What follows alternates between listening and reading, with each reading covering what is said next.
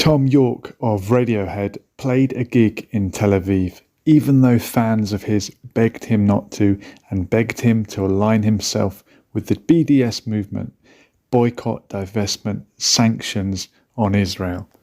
I met Thom Yorke many years ago when he played an underground gig for the Occupy London movement, a movement that was all about standing up to the elites and resisting the powerful. Here's a clip of Thom at that gig, and there's a picture of me. I'm in the background there somewhere, and I'm very surprised that someone who got behind the Occupy London movement wouldn't also be on board with the BDS.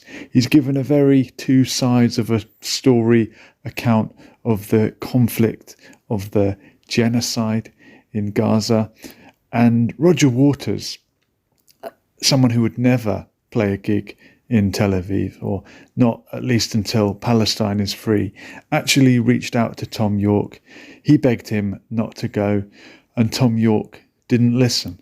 A few years ago, when I wrote to Thom Yorke and made the case for observing the picket line and observing the cultural boycott and not going, when they were going to go a few years ago to go and play, which they did, and they went and played in Tel Aviv. Mm-hmm.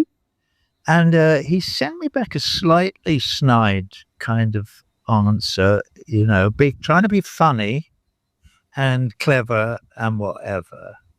And so I wrote a reply, but I showed it to somebody who knows it. And they said, don't send that. That'll go way over his head. And also, it'll upset him because you're suggesting that it might be the wrong thing to do to cross the picket line, and that he's wrong and you're right about something. And there's no way. You need to put on kid gloves and blah, blah, blah, blah. So I did. I wrote him a sort of email that went, I'm sorry if you thought I was being confrontational and blah, blah, blah, blah, blah. Right.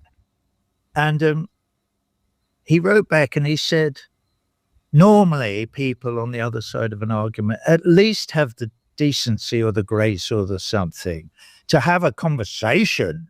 So then I wrote him back and I said, Thom, we the people in BDS would love to have been trying to have a conversation with you for months, and so have I, and we would love to have a conversation at some time. So when you say that they won't have a conversation, that they just throw shit at you from far away, that is not true. It's a porky pie, my son. People have been trying to talk to you and you will not speak to any of it. And here's a clip of Thom Yorke walking off stage when a heckler starts criticising Israel.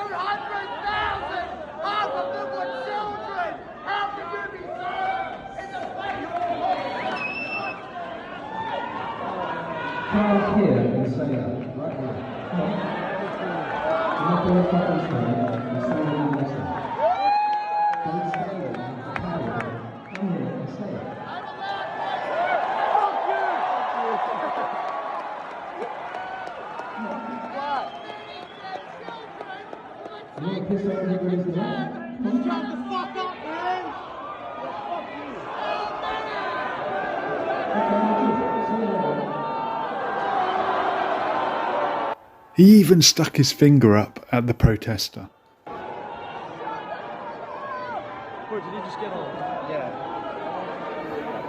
Why has Thom Yorke taken this position? And can you tell me in the comments why Thom Yorke isn't more like Roger Waters?